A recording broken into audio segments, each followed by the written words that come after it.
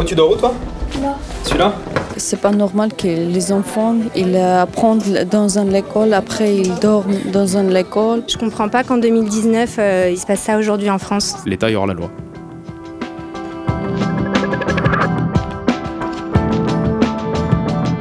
On est à Vaux-en-Velin, juste à côté de Lyon, devant cette école maternelle dans laquelle il y a des cours pendant la journée. Mais le soir, ces bâtiments se transforment en centre d'hébergement d'urgence pour certaines familles qui sont à la rue en ce moment et qui n'ont tout simplement pas d'autre choix que de dormir ici. Ce qu'on va faire en fait, c'est qu'on va tous passer là-bas. On va vous emmener, on va vous faire visiter l'école et vous installer.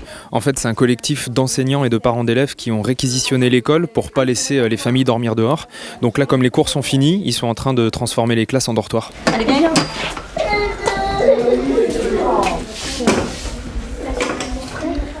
Oh, tu dors où toi? Là. Celui-là? Et mon frère là.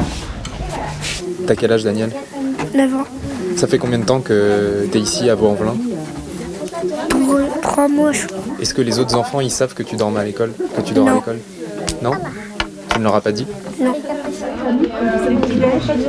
Au total, il y a 5 familles et une dizaine d'enfants qui vont dormir dans cette école ce soir. Et si le collectif a opté pour cette solution, c'est parce qu'il n'y en a pas vraiment d'autres. Aucune place en hébergement d'urgence ne leur a été proposée par la préfecture.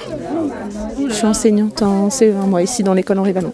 Pourquoi vous avez décidé de réquisitionner cette école et de vous occuper vous-même du problème? Parce que finalement, il n'y a personne d'autre qui s'en occupe. Et pour nous, il était difficile de dire au revoir le soir à nos élèves, de leur dire bonne soirée, à demain, comme on dit aux autres au portail, et de se dire on sait qu'ils sont dehors. À partir du moment où on était informé de la situation, c'était difficile de fermer les yeux. On passe 6 heures avec eux, on est attaché à eux, on travaille avec eux. Et on peut pas le lendemain faire comme si de rien n'était, faites vos devoirs, travaillez, tu sais pas faire, t'as pas appris ta leçon, alors qu'on sait qu'ils ont peut-être dormi dehors. D'où elles viennent ces familles? Il y en a qui viennent de Roumanie, d'Italie, il y en a qui viennent d'Afrique. Comment elles se sont retrouvées à la rue? Pour certains, c'est parce qu'ils sont déboutés de leur droit d'asile et ils arrivent en fin de droit. Et du coup, ils se retrouvent à la rue. Pour d'autres, c'est différent. C'est des gens qui ont des papiers européens, mais qui ont dû fuir leur pays pour des raisons familiales, personnelles. Et du coup, ils se retrouvent en France sans hébergement. Voilà. Comment tu t'appelles? Artyom. Et tu viens de quel pays? Arménie. Comme dessin, toi alors, Daniel? Pourquoi vous avez quitté l'Arménie? J'ai un problème politique pour ça. Donc vous avez fait une demande d'asile ici? Oui. Quel âge ils ont, vos 2 enfants? 5 ans et 8 ans. Ils sont compris tôt. C'est la même fille qui m'a dit pourquoi nous sommes dormis ici. Et mon copine, il ne dort pas dans une école. Il y a une maison, il y a un appartement. J'explique que maintenant nous sommes là et après nous allons aussi un appartement, je crois. S'il n'y avait pas cette école, où est-ce que vous dormiriez ce soir par exemple? Je ne sais pas. Alors attends, on va essayer de passer la poussette.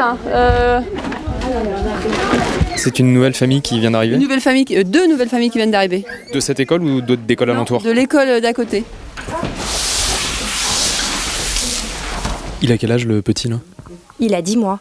Donc c'est là qu'il va dormir, c'est la salle de sieste habituellement? Ouais, c'est la salle de sieste des maternelles. Du coup, on l'a réservée pour la famille avec bébé. Juste pour cette commune, il y a combien d'enfants comme ça qui sont obligés de dormir dans les écoles?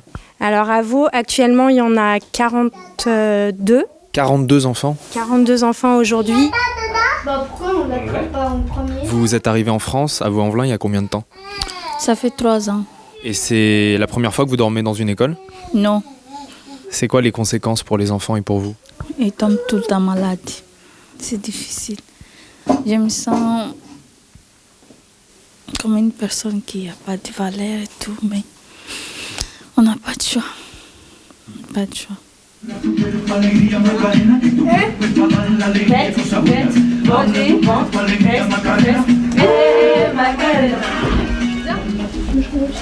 Ces images-là, d'enfants qui dorment au milieu d'une salle de classe, ça vous inspire quoi? Ça m'inspire de l'incompréhension, de la colère, de l'indignation.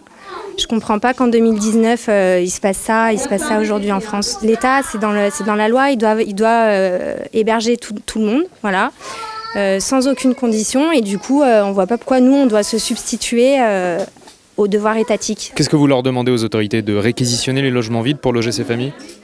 Par exemple, oui.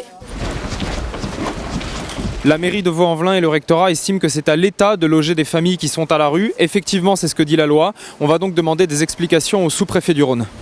Bonjour. Bonjour. Merci de nous recevoir. Comment on explique qu'on puisse pas loger ces familles dans des hébergements d'urgence ou des hébergements plus pérennes? Alors peut-être qu'on n'a pas autant de places que l'on souhaiterait. On est toujours en train d'en ouvrir et plusieurs centaines, plus de 200 seront ouvertes dans les 3 semaines qui viennent. Donc ces familles ne sont pas prioritaires selon les critères de l'État? Ces derniers jours, ce que je peux vous dire, c'est que des familles et des situations étaient plus prioritaires et plus vulnérables. Il y a certaines associations qui disent que l'État ne respecte tout simplement pas la loi en n'hébergeant pas des familles qui sont dans l'urgence. C'est notre objectif quotidien et on met tous nos moyens pour cela. Mais aujourd'hui, l'État y aura la loi.